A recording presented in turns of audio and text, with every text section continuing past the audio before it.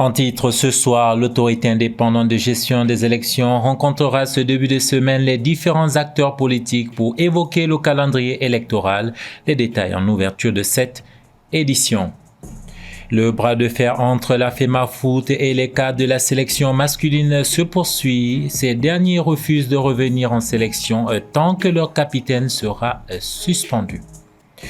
Au Rwanda, Paul Kagame, candidat à sa propre succession pour la 4e fois, il reste le grand favori du scrutin présidentiel de ce lundi. Madame, monsieur, bonsoir. Se dirige-t-on vers la mise en place d'un nouveau calendrier électoral? Tout porte à le croire. Moustapha Cissé, le président de l'autorité indépendante de gestion des élections, va rencontrer les acteurs de la société civile et des partis politiques lundi prochain pour évoquer cette question. Cette rencontre prévue au CICB interviendra quelques semaines seulement après la levée de suspension des activités à caractère politique. Paul Yapinguessan. L'autorité indépendante de la gestion des élections, EIGE, a dans une correspondance invité les partis politiques dans le cadre d'une réunion d'échange sur les activités du cadre de concertation EIGE, Organisation de la société civile. La note a été signée le 10 juillet 2024 par Moustapha Cissé, président de la dite autorité, soulignant que suite à la levée de la suspension des activités politiques, l'EIGE convie une réunion qui aura lieu le lundi 15 juillet à partir de 15 h dans la salle des banquets du Centre international de conférence de Bamako. L'ordre du jour comporte les points suivants: la relance des activités du cadre et les questions diverses. Souligne la note. Il est à rappeler que le gouvernement a récemment mis fin à la suspension des activités des partis politiques et associations à caractère politique. La mesure de suspension des activités des partis politiques intervenait dans un contexte marqué par le débat politique sur la fin de la transition. Les autorités avaient proposé un chronogramme de 24 mois à partir du 26 mars 2022 pour organiser une présidentielle afin de transmettre le pouvoir aux civils. Dans une déclaration signée le 31 mars, un regroupement de partis politiques et d'acteurs associatifs annonce avoir acté la fin de la transition conformément au décret présidentiel du 6 juin 2022 et lance un appel pour un retour à l'ordre constitutionnel. Ce décret fixait la durée de la transition à 24 mois à compter du 26 mars 2022 après des négociations intenses avec la Communauté économique des États de l'Afrique de l'Ouest, CEDEAO. Certains acteurs de la vie politique malienne ont proposé une transition civile qui devrait aboutir à une élection présidentielle consensuelle. D'autres ont demandé à la Cour constitutionnelle de constater cette situation et d'en tirer toutes les conséquences.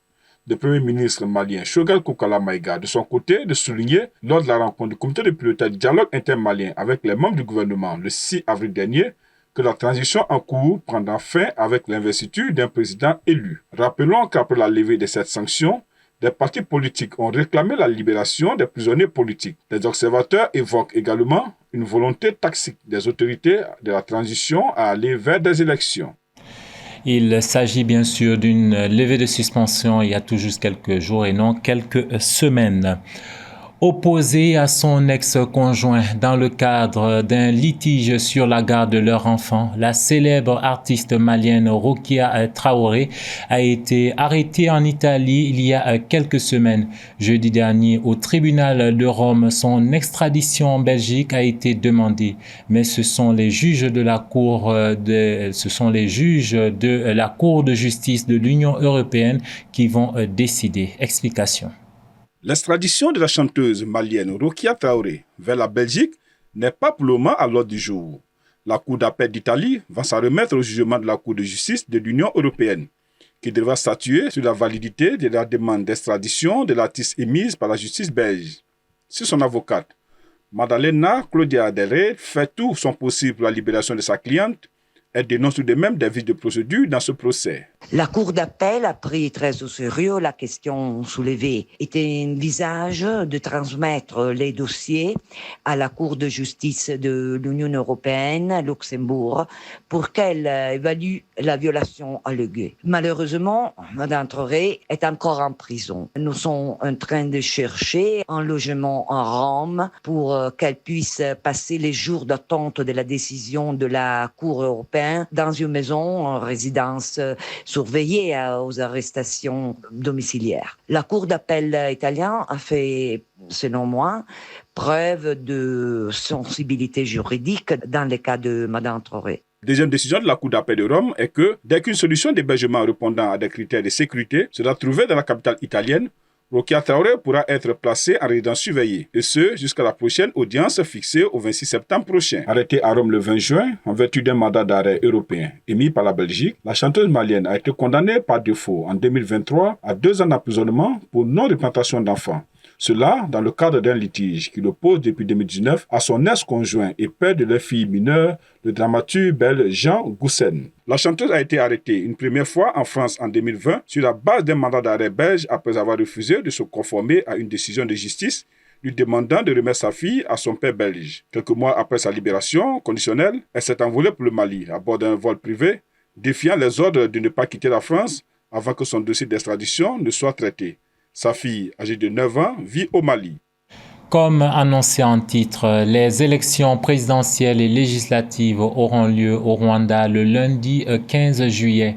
Paul Kagame, le président sortant, est candidat à un 4e mandat et le boulevard semble grand ouvert. Explication de Soumaïla Fane. Au Rwanda, les électeurs s'apprêtent à se rendre aux urnes ce lundi 15 juillet 2024 pour la présidentielle et les législatives où le président Paul Kagame, au pouvoir depuis 24 ans, est candidat à sa réélection pour un 4e mandat. Face à lui, 2 candidats, le député du Parti vert Frank Habineza et l'indépendant Philippe Paimana. Mais plusieurs voix critiques du régime n'ont pas pu participer aux élections sur décision de justice ou par invalidation de leur candidature par la commission électorale. Le président Paul Kagame, qui a multiplié les grands meetings en défendant son bilan économique, est presque assuré d'être réélu pour un 4e mandat à la tête du pays. Aujourd'hui, âgé de 66 ans, Paul Kagame est arrivé au pouvoir en tant que chef des rebelles qui ont pris le contrôle du gouvernement du Rwanda et mis fin au génocide en 1994. Il a été vice-président et dirigeant de facto du Rwanda de 1994 à 2000. Paul Kagame a été l'artisan du spectaculaire redressement économique du pays et aujourd'hui présenté par certains dirigeants occidentaux et africains comme un modèle de développement. Sa solide croissance 7,2% de moyenne entre 2012 et 2022 s'est accompagnée d'un développement d'infrastructures permettant des progrès socio-économiques. Mais son régime est aussi critiqué pour son rôle en République démocratique du Congo voisine, où son armée est accusée par l'ONU de combattre aux côtés des rebelles du M23. Lundi, environ 9,1 millions d'électeurs sont inscrits pour ce scrutin qui sera pour la première fois couplé avec les législatives pour renouveler le Parlement dominé par le Front patriotique rwandais, l'hégémonique parti de Kagame. L'actualité au Niger voisin, c'est l'évasion de plusieurs prisonniers, dont des terroristes, le jeudi 11 juillet dernier. Les autorités nigériennes ont décrété dans la foulée un couvre-feu dans la zone de Koutoukale où se trouve cette prison de haute sécurité. Rappelons que la prison de Koutoukale a déjà connu 2 attaques récemment. En mai 2019, une dizaine d'assaillants armés venus à moto ont été repoussés par les forces de sécurité. 3 ans plus tard, c'est-à-dire en octobre 2016, des djihadistes de l'État islamique au Grand Sahara, toujours à moto et munis d'explosifs, ont attaqué la prison. Pour l'heure, le ministère n'a toujours pas communiqué sur le nombre de détenus qui se sont évadés de cette prison. Sans transition, la tension entre la Fédération malienne de football et les Aigles seniors ne faiblit pas.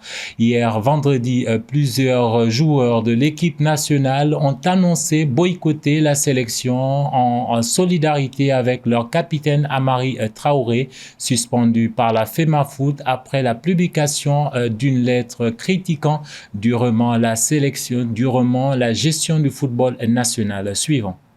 Hier vendredi dans l'après-midi, plusieurs joueurs de l'équipe nationale à l'image de Amadou Aïdara, Mohamed Kamara ou encore Boubacar Kouyaté avaient publié sur leur page des réseaux sociaux un message pour marquer leur solidarité avec leur capitaine Amari Traoré. Dans le texte, ils disent, je cite, « Nous, le collectif des joueurs de l'équipe nationale, portons à la connaissance de la fédération que nous nous mettons en retrait de l'équipe nationale jusqu'à la levée de sa suspension. » Moi, je n'ai pas vu les messages, je ne suis pas tellement réseaux sociaux, mais je sais que depuis plusieurs semaines, il y a des messages qui circulent sur les réseaux sociaux, et notamment ce communiqué de la Fédération malienne de football, qui a annoncé la suspension à titre conservatoire de Amari, mais un communiqué qui n'a jamais été rendu officiel. Amari lui-même aurait dit qu'il ne réagirait pas tant que le communiqué ne sera pas publié de façon officielle. Moi, ce que je peux dire par rapport à cette crise, c'est qu'il faut que les différents protagonistes jouent la carte de l'apaisement. Cette crise n'arrange personne, que ce soit les joueurs, la fédération, le ministère, le public, l'équipe nationale, ça n'arrange personne. Amari Traoré avait publié juin dernier une lettre dans laquelle les joueurs déplorent la mauvaise gestion de leur sport par leurs dirigeants et le manque de professionnalisme de ces derniers. Suite à cette publication, il avait été convoqué qu'il n'a pas répondu et a été suspendu à titre conservatoire de toutes les sélections. Si se trouve qu'il a commis une erreur, je dis bien si se trouve qu'il a commis une erreur, moi je ne trouve pas qu'il ait commis une erreur, peut-être sur la forme, mais dans le fond, tout le monde sait qu'il y a un problème aujourd'hui en équipe nationale. Donc si les joueurs en parlent, pour moi, ça ce n'est pas une erreur. Mais même s'il se trouve qu'il a commis une erreur, il ne faut pas, comme on le dit en français, il ne faut pas jeter le bébé avec l'eau du bain. On ne doit pas accompagner Amari et les autres joueurs qui sont avec lui dans cette erreur-là. Le problème, il est réel.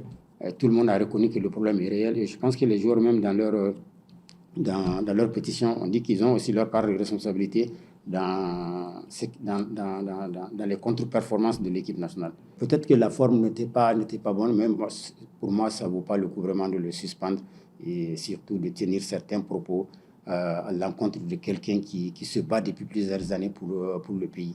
Éliminé en quart de finale de la dernière CAN, le Mali est seulement 4e de son groupe dans le cadre des éliminatoires pour le Mondial 2026 avec une victoire, 2 nuls et 1 défaite.